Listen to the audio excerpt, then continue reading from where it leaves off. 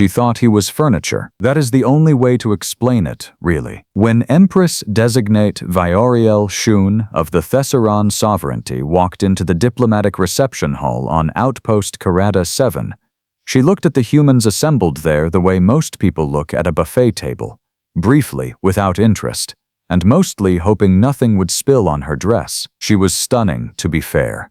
The Thessarans always were.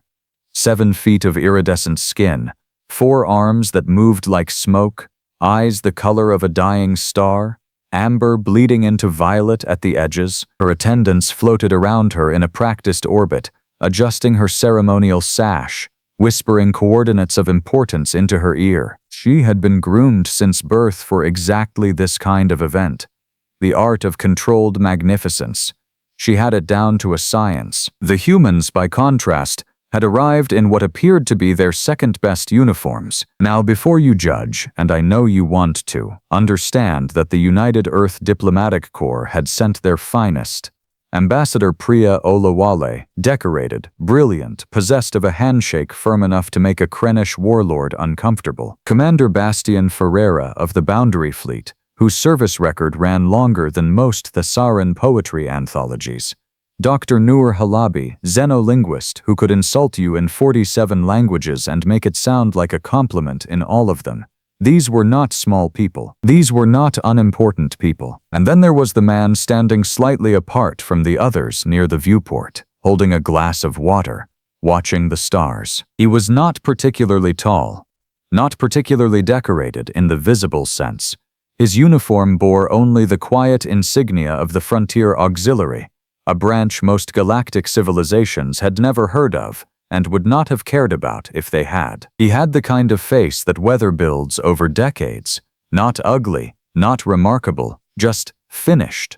Like a stone that has been in a river a very long time and has decided it is done being surprised by water. His name was Edvin Rask, and Vayoriel Shun noticed him the way you notice a lamp. She swept through the greeting line with the precision of someone who had done this 1,000 times and would do it 1,000 more. She was gracious to Priya. She was courteous to Bastian. She exchanged an impressively accurate Halabi dialect greeting with Dr. Noor that made the linguist's eyebrows go up by about 3 centimeters, which for Dr. Noor was practically a standing ovation. Then she reached Edvin. He turned from the viewport. He offered his hand. She looked at it for a moment, and here is where the evening, and arguably the next 14 months of interstellar diplomacy, began to go sideways. She looked at it the way someone looks at a piece of furniture that has unexpectedly shifted position, mildly baffling, vaguely inconvenient, not threatening. Frontier Auxiliary, she said, reading his insignia the way you'd read a street sign in a neighborhood you had no intention of visiting. How quaint. Edvin smiled. It was a small smile.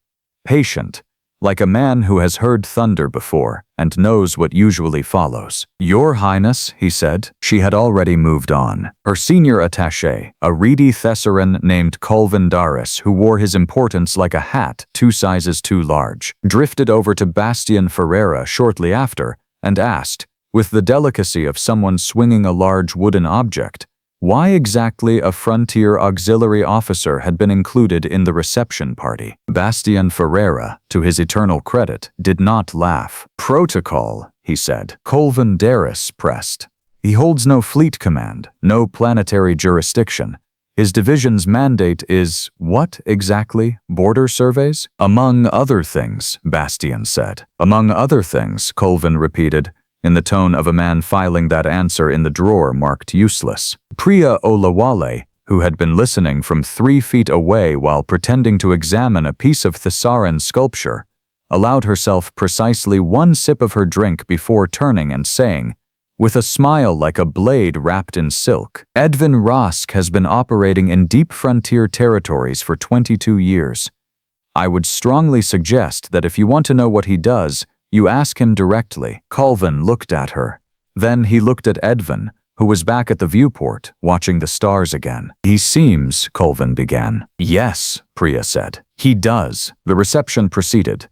There were toasts and translations and the particular theatrical warmth of people being professionally pleasant to each other for reasons that had nothing to do with actual warmth. Vayoriel moved through it all with the grace of someone conducting an orchestra she had written the score for. She was very good at this. Everyone agreed she was very good at this. At one point, she found herself near the viewport, not intentionally, just the geometry of the room pushing people around. And Edvin was still there. "You haven't moved," she observed. "Good stars tonight," he said. She glanced at the viewport. Stars. Yes. The same stars she had navigated by since she was learning to walk. "You're from Earth? Born there. Don't get back much. Where do you operate?" It was a polite question. The kind you ask furniture when you're briefly in its vicinity. Mostly the outer bands, Kessel Reach, the Varathi margins. Sometime in the uncharted buffer. There was a pause. Vayoriel was skilled enough to know when a word carried weight, and the uncharted buffer carried weight in the way that certain ocean trenches carry weight. Quietly, and with things living in them that had not been named yet. "The buffer," she said, and this time her voice had changed temperature by about half a degree. "Thessaran survey teams don't go past the third marker." "I know," Edvin said. "I've read the incident reports." "Then you know why." "I do." She looked at him properly for the first time. Not the lamp look. The other kind. "And you go anyway." He turned from the stars and looked at her.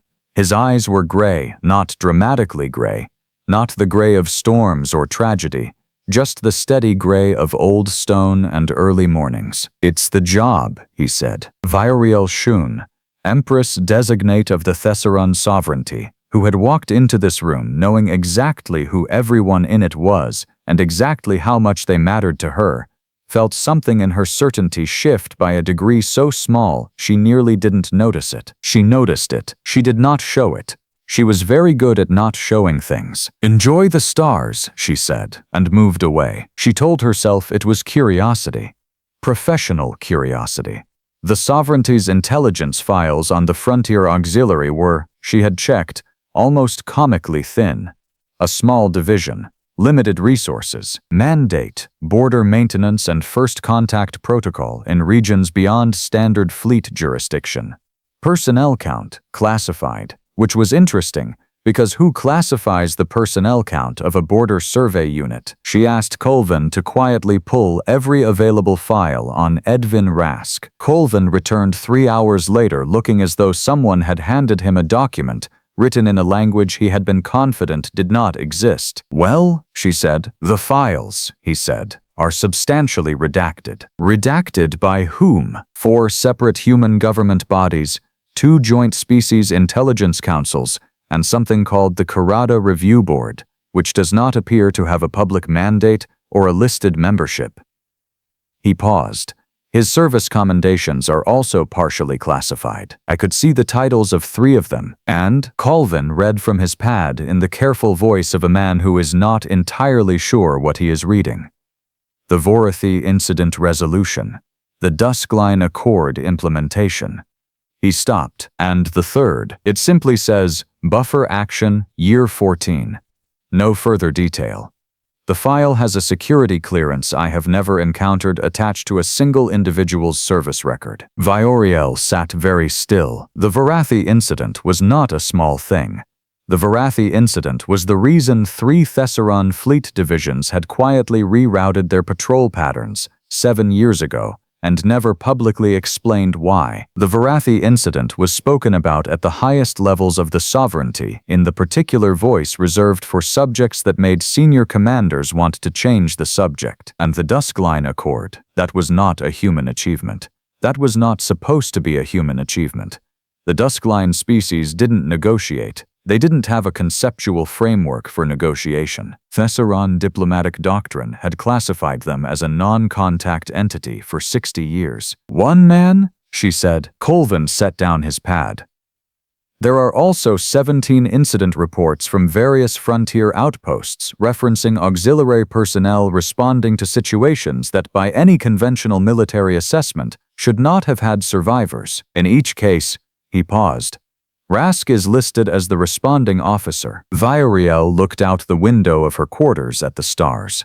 the same stars he had been watching all evening. She thought about the way he'd said it, the buffer, the Varathi margins. 22 years, it's the job. She thought about the small smile, patient, like a man who had heard thunder before. She had walked into that reception, knowing exactly how much every human in that room mattered. She had looked at Edvin Rask and seen a lamp. She was beginning to understand that she had walked past a lighthouse and mistaken it for decoration. She sent a message to Priya Olawale that evening, formal in its language and very careful in what it did not say. She requested a secondary diplomatic session, smaller, less formal. She listed, as desired attendees, the senior ambassadorial staff and Edvin Rask. Priya read the message. She showed it to Bastian. Bastian showed it to Dr. Noor. Dr. Noor read it 3 times, which for Dr. Noor meant she was either confused or very entertained, and given that she was also smiling slightly, the answer was probably both. Edvin, when they told him, was back at a viewport. Different outpost, same stars. He read the message. He folded the paper. He was one of those people who still used paper, which the Thessarans had apparently found baffling, and which Edvin appeared to find quietly funny. He said. That's all? Bastian asked. Should there be more? She called you furniture, Dr. Noor offered helpfully, with her face. Edvin looked at the stars. She's smart, he said. Smart people update when they get new information. That's not an insult. That's how it's supposed to work. Bastian stared at him for a long moment. You're not even a little irritated. Edvin thought about it, genuinely seemed to think about it, the way he thought about most things. Not quickly, but thoroughly, like turning a stone over to see what was living underneath. I've met things in the buffer, he said finally, that make a Thessaran princess seem very comfortable to be in a room with.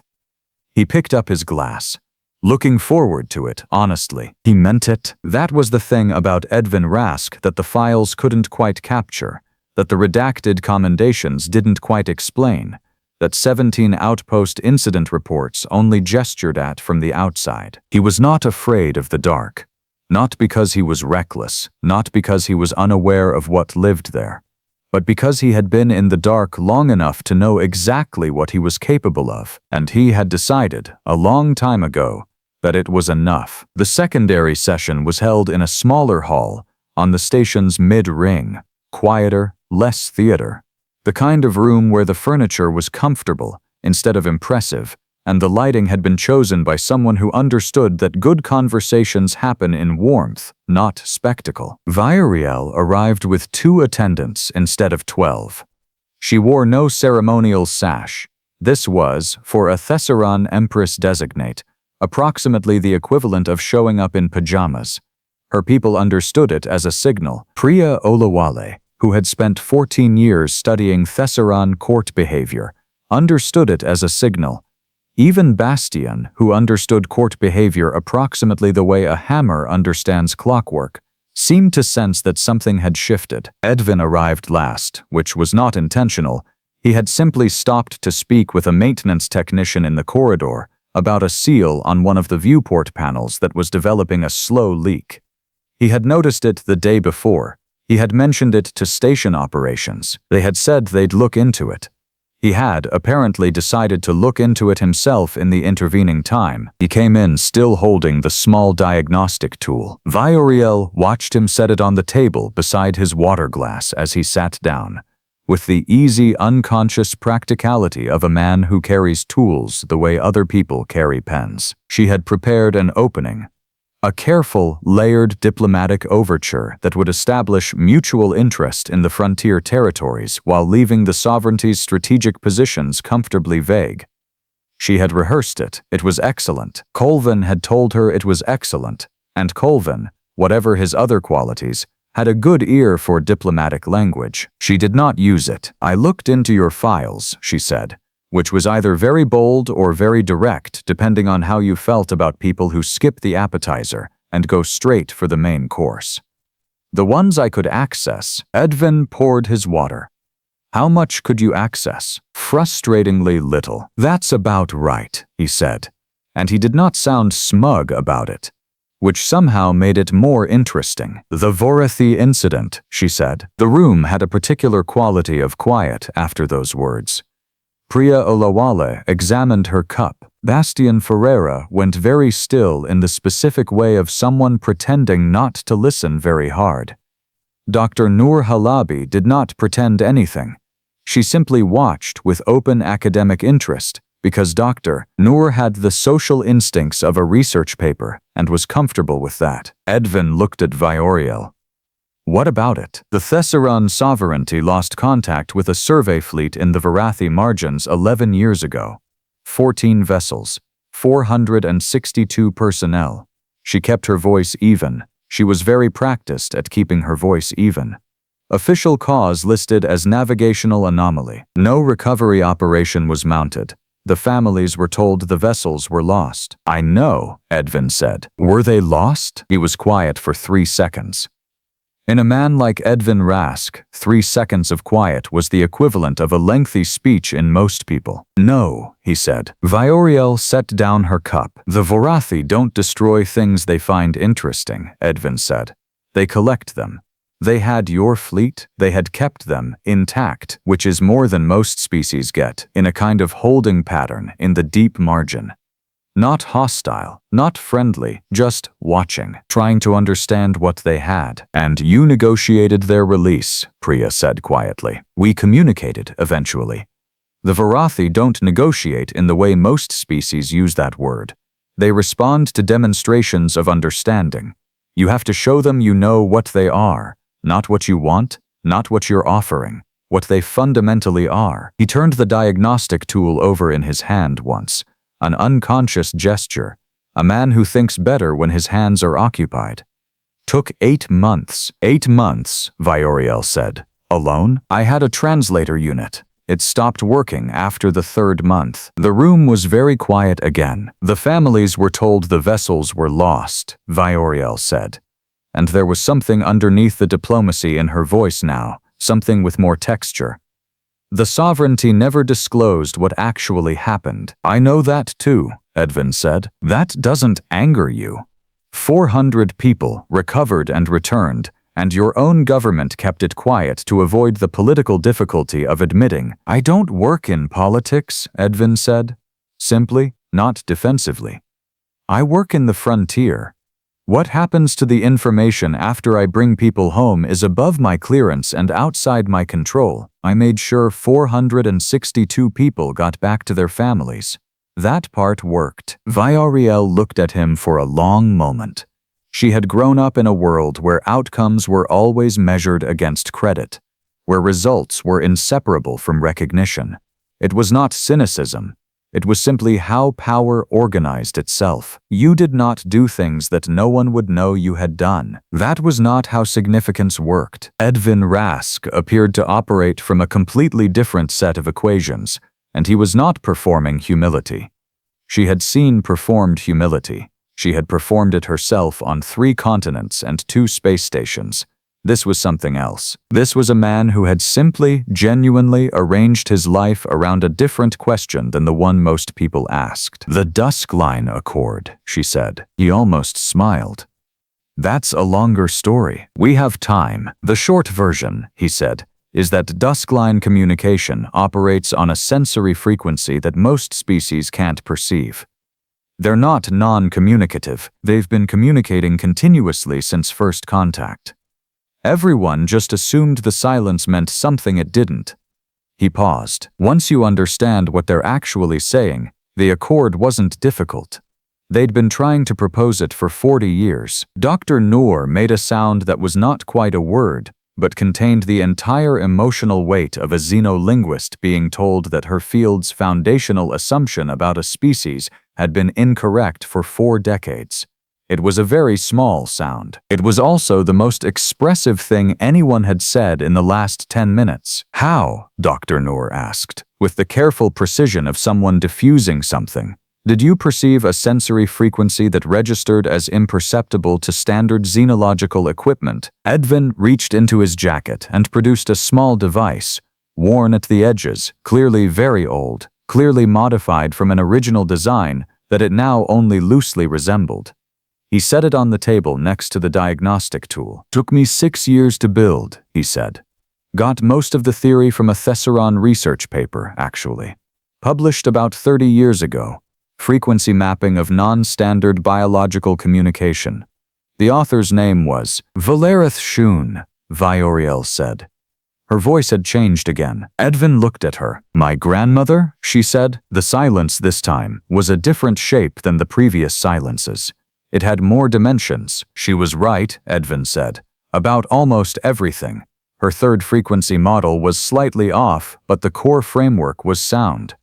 I've been meaning to write that up formally for about 10 years. He looked faintly embarrassed. Haven't gotten around to it. Vayoriel thought about her grandmother, Valerith Shun, who had died 3 years ago at a remarkable age, who had spent her final decades maintaining that the xenological community had fundamentally misunderstood duskline biology, who had been politely, persistently, infuriatingly dismissed by every major research institution in the Sovereignty, who had kept her notes in obsessive order until the end because she simply believed, that she was right, even when no one else agreed. She was dismissed, Vayoriel said. I know, Edvin said. I read everything she published. He picked up the worn device. She deserved better than she got from your institutions. She was the most correct person in the field by a significant distance. Something happened in Vayoriel's expression then. It was not a large thing. She was too controlled for large things. But it was real, which made it larger than most of the enormous diplomatic gestures she had produced in her career. Why didn't you publish? She asked. You had the proof. The Duskline asked me not to. They wanted time to manage their own disclosure. I said yes. He set the device down. It was their information. Bastian Ferreira, who had been quiet for a very long time, said quietly, Ed, you sat on confirmation of a 40-year scientific question because a non-contact species asked you to. They asked politely, Edvin said. And they were right that it was theirs to manage. Bastian looked at the ceiling. Priya Olawale looked at her hands. Dr. Noor was writing something down with the concentrated urgency of someone who is worried they will forget something important. Vayoriel was looking at Edvin Rask with the full, direct, undisguised attention that she had not given him in the reception hall, that she had given to no one in this room until this moment. She was recalibrating, not her opinion of him. She had begun doing that last night, but her understanding of the category he belonged to.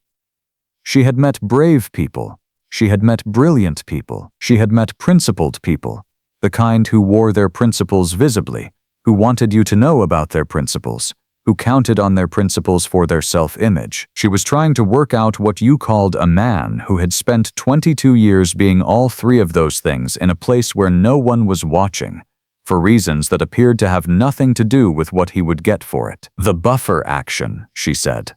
Year 14. Edvin was quiet. The file had a security clearance I have never seen on a single individual's record, she said. Colvin said it was a clearance level that required, Please don't finish that sentence, Edvin said. She stopped. Something had changed in his voice. Not much. He was still composed. He was composed the way the surface of deep water is composed, because of what is underneath it, not in spite of it. I'll tell you what I can, he said.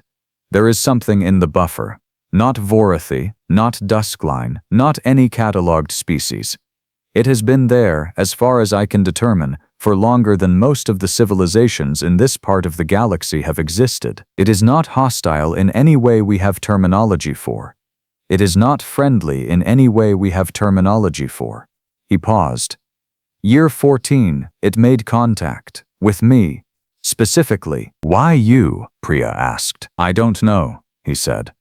And it was clear this was true, and clear it bothered him in the quiet way that unanswered questions bother people who have made their peace with uncertainty, but still prefer answers. We communicated, in a way, over about 3 weeks. I still don't fully understand what was exchanged. The review board spent 8 months debriefing me, and they don't fully understand it either. And then? Vayoriel asked. It withdrew, Edvin said. Back into the buffer. It said, as best I could interpret, That it would wait. Wait for what? He picked up the small device that had once decoded a 40-year silence. He turned it over once. It didn't specify, he said. Which means I have to go back eventually, when I have something worth saying. He set it down. Still working on that part, Vayoriel looked at him.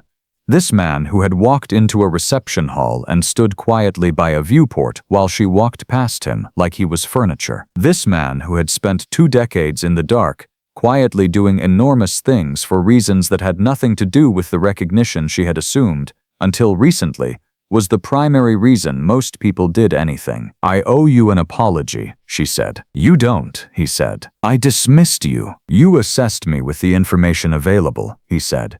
The assessment was reasonable. I don't carry my file on my uniform. He almost smiled. That would be a lot of reading. She did smile, then. It was a real one. He saw it. My grandmother's notes, she said. Her unpublished work.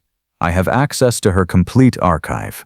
If you intend to eventually document the Duskline framework, I'd like that, he said, and meant it simply, without political calculation, the way he seemed to mean most things. Then we have an agreement, she said. Of a kind. Of a kind, he agreed. They talked for 3 more hours. About the frontier, about the outer margins, about the species that existed at the edges of mapped space, and the assumptions that collapsed when you met them honestly.